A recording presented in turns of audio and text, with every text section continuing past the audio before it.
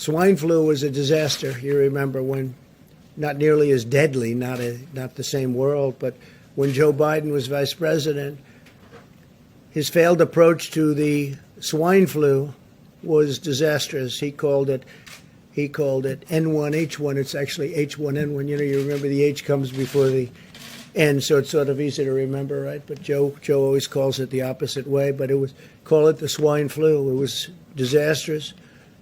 And his own chief of staff said that when Biden helped manage the swine flu in 2009, they, quote, did everything possible wrong.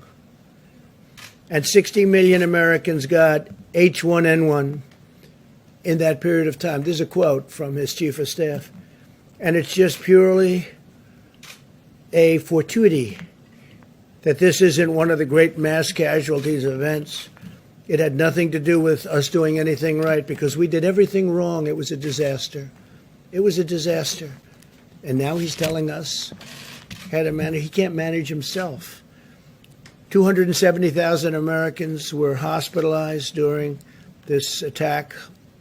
The outbreak was so rampant that the Obama administration told states to stop testing. We don't want any tests because they don't want to show all of the things that tests show. By the way, we're setting a record on testing.